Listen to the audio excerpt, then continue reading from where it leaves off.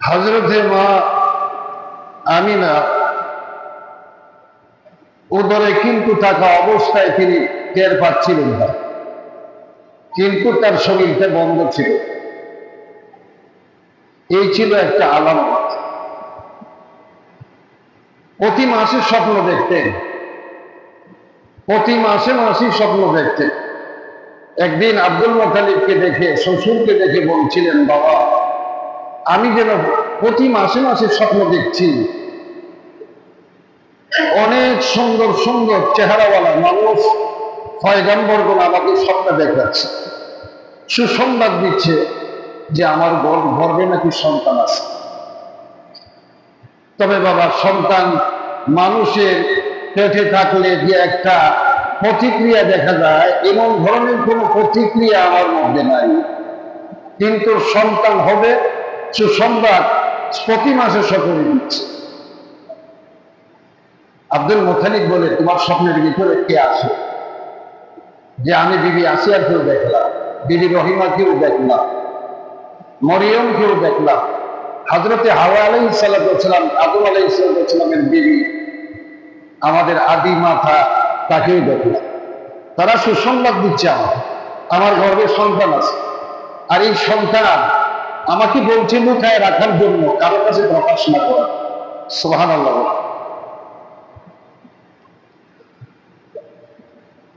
হযরত আকরাম সাল্লাল্লাহু আলাইহি সাল্লামের আম্মা আমিনা জিনিসটা গোপন রাখলেন, কিন্তু যে হুজরাতে তিনি থাকতেন, সেই হুজরার মধ্যে শুধু তাদের একটা বাড়ি ছিল, তার নাম ছিল উম্মে আইমান।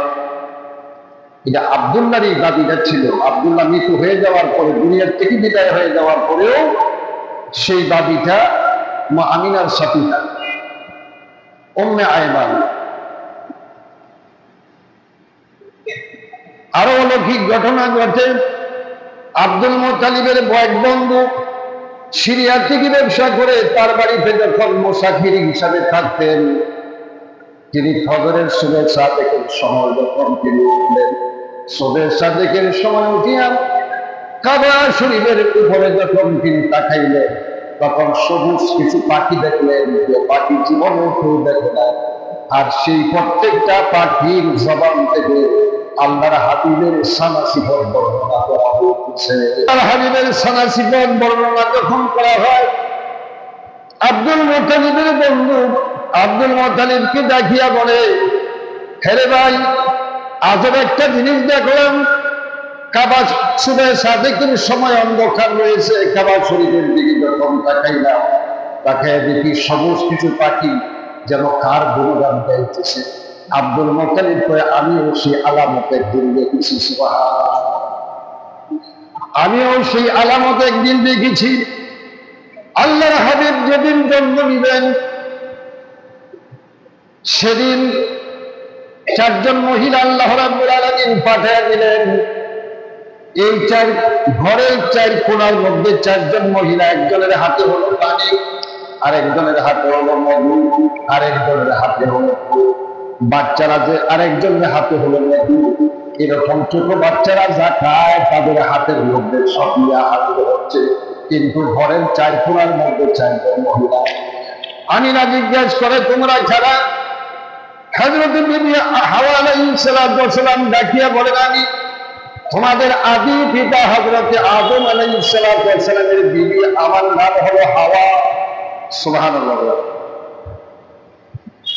আরেকজনকে জিজ্ঞেস করে, তুমি কে? আমি আইয়ুব আলাইহিস সালামের স্ত্রী বিবি রহিমা। আরেকজনকে জিজ্ঞেস করে, তুমি কে? তোমার নাম হলো? আমার নাম হলো ফেরাউনের স্ত্রী আসিয়া। তোমার নাম কি? আমি হযরত ঈসা আলাইহিস সালামের আম্মা হযরত মরিয়ম। যেটা এই চারজন মহিলা। আপনারা আমার ঘরের মধ্যে কেন আসছেন? হেরে আমিনা, তুমি জানো না, কিছুক্ষণের ভিতরে তোমার উদর থেকে এমন একটা সন্তান আসবে, এক দুনিয়ার জন্য হবে প্রদীপ আলো, এবং দুনিয়ার সমস্ত ধর্মকে নষ্ট করে দিয়া, বিলুপ্ত করে দিয়া যিনি পড়বেন লা ইলাহা ইল্লাল্লাহু মুহাম্মাদুর রাসূলুল্লাহ সাল্লাল্লাহু আলাইহি ওয়াসাল্লাম, যিনি কালেমাটা প্রচার করেন, তুমি সেই সন্তানের নাম রাখিও মুহাম্মদ।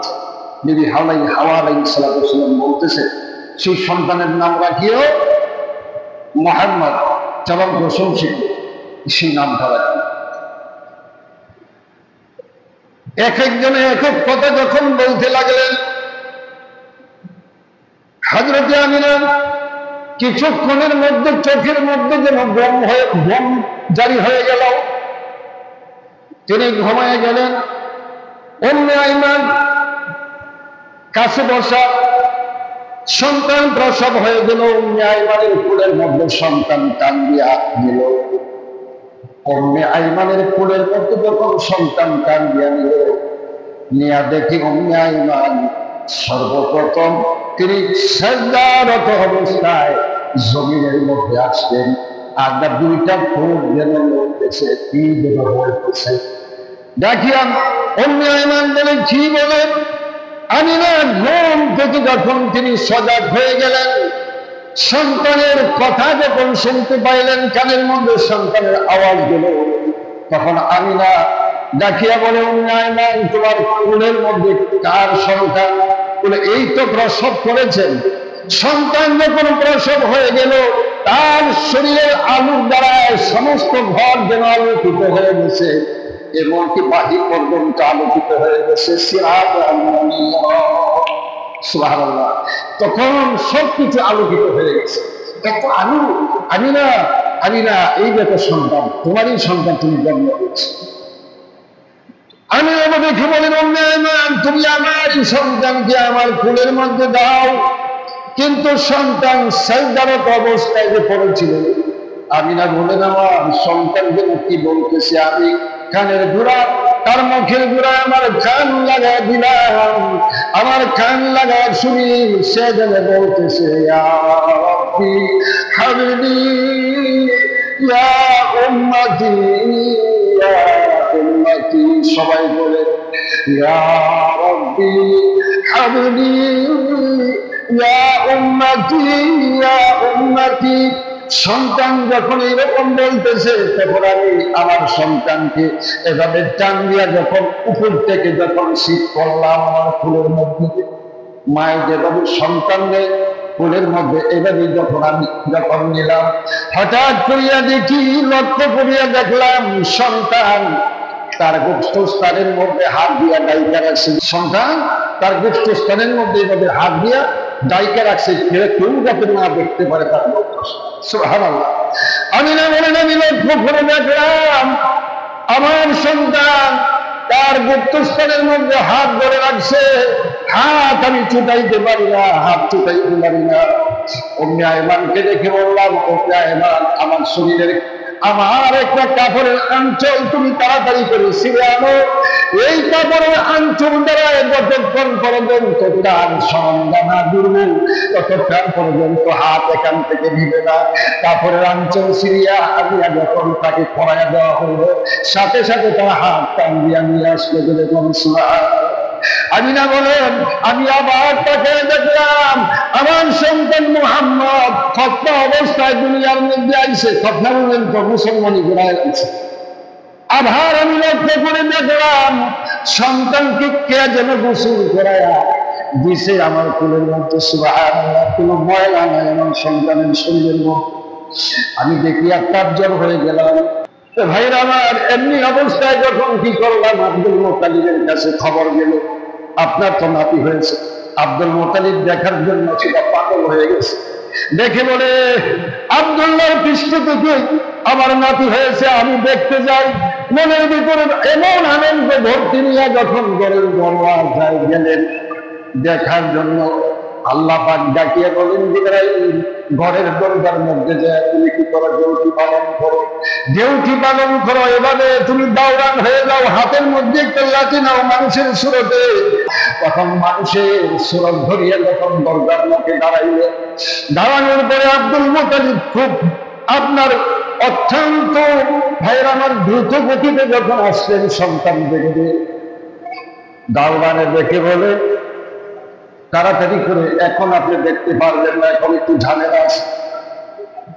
যখন বাধা দিছে দাদা গেছে সেটিয়া দাদা সেটিয়া যাইয়া ডাকিয়া বলে আমার নাকি আমি দেখবো তুমি কে, তুমি রাস্তা ছেড়ে দাও, ঘরের মুখের থেকে রাস্তা ছেড়ে দাও, তুমি কে? জিবরাইল বলে আমি কে, একটু পরে পরিচয়টা দিতে, তুমি কে, এখান থেকে সরে যাও, এখন দেখতে পারবো না। মুহাম্মদ সাল্লাল্লাহু আলাইহি ওয়াসাল্লাম তিনি এখনো কাপড় পরে নাই, সুবহানাল্লাহ, এখনো কাপড় পরে নাই, উলঙ্গ দেখতে পারবো না, তুমি দুনিয়ার কেউ দেখতে পারবে না, আল্লাহ সেটাকে হেফাজত করো। আব্দুল মুত্তালিব যখন আবহার রাগে কথা বললেন, আবহার রাগে কথা বলার সাথে সাথে তখন জিবরাইল আল্লাহ ডাকিয়া বলেন, জিবরাইল তোমার সুরতটা একটু বড় করে নাও, তোমার সুরতটাকে একটু বড় করে নাও। জিবরাইল সুরতটাকে একটু বড় করে নিছে। তখনই জিবরাইল আব্দুল মুত্তালিব মনে মনে ভাবছে এটা মনে হয় মানুষ না। যেরকম সুবহানাল্লাহ, যেমন ভাবছিল আমি তাকে ধমক দিলাম, আমি তাকে ধমক দিলাম সরিয়ে যাওয়ার জন্য, সেটা তো ধমকে মরল না, সেটা তো মনে হয় মানুষ না। তখন পিছের দিকে চাই পেলাম, ওই পরে দেখাম দাদা গিয়া করে করিলাম নাতি যাইবা, করিলাম নাতি যাইবা, চলে যাও, কি কে বলে পরে দেখো বুঝ গেলাই সামনে গেলে দিব।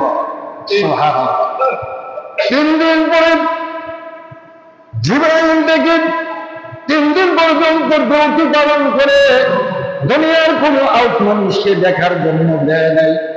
শুধু মা আছে, বাড়ি আছে, যারা যারা ছাদে ছিল তারাই ছিল, তারা আছে।